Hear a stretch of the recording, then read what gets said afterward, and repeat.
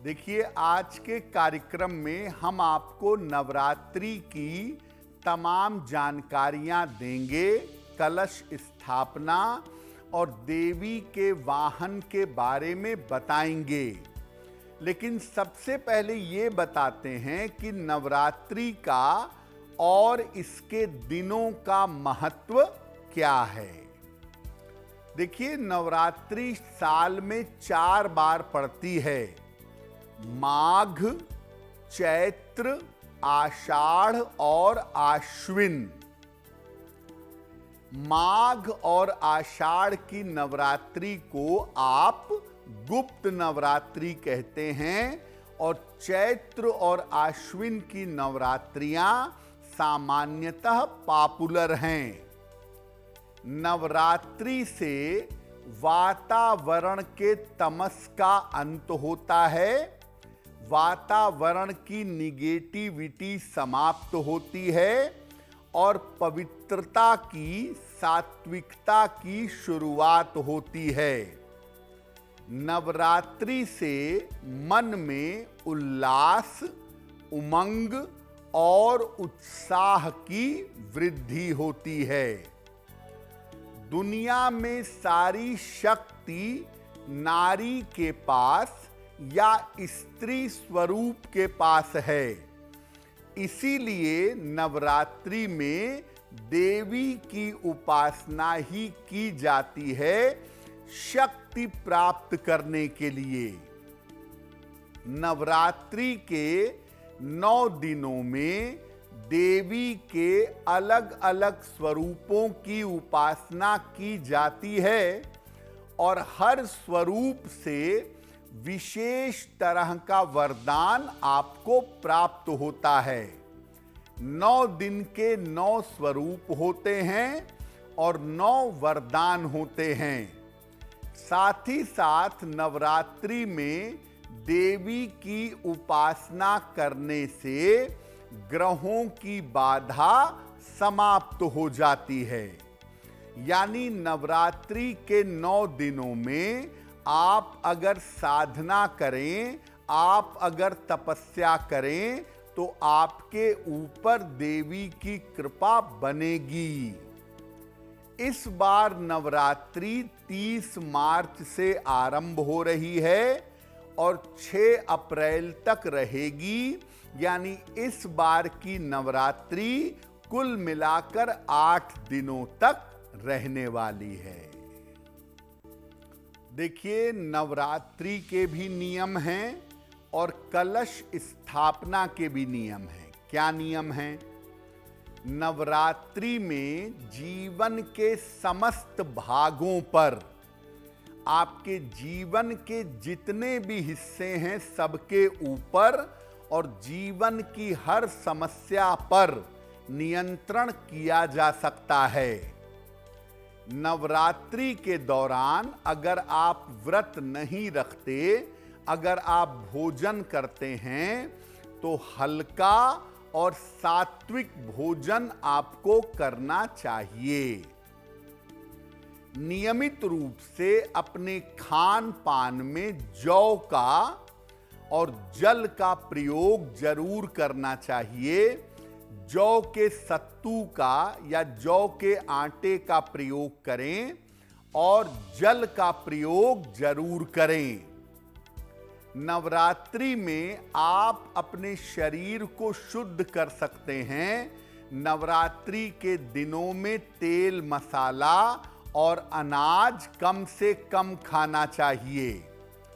नवरात्रि में अगर आप व्रत रखते हैं तो ज़्यादा से ज़्यादा लिक्विड और फल का सेवन करें और अगर भोजन करते हैं तो प्याज, लहसुन, मांस, मदिरा का प्रयोग ना करें।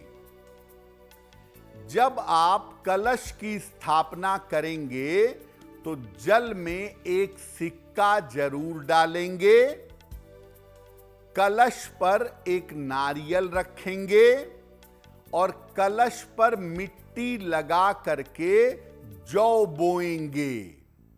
जो लोग कलश की स्थापना करते हैं वो कलश के निकट एक घी का अखंड दीपक जरूर जलाएंगे। अगर आप ऐसा नवरात्रि में करेंगे, अपने खान पान को और बाकी चीजों को पवित्र रखेंगे, कलश की स्थापना करेंगे और देवी की पूजा करेंगे, तो आपको लाभ अवश्य होगा। देखिए, नवरात्रि के प्रथम दिन पर 9 दिनों के लिए कलश की स्थापना की जाती है और कलश का मतलब आप अपने आप को देवी को समर्पित करते हैं। उसके अंदर जल होता है जो प्राण का प्रतीक है और कलश आपके शरीर का प्रतीक है। तो कलश स्थापना करके आप देवी की विशेष कृपा प्राप्त करते हैं। तो आइए आपको बताते हैं कि इस बार कलश की स्थापना का शुभ मुहूर्त क्या है।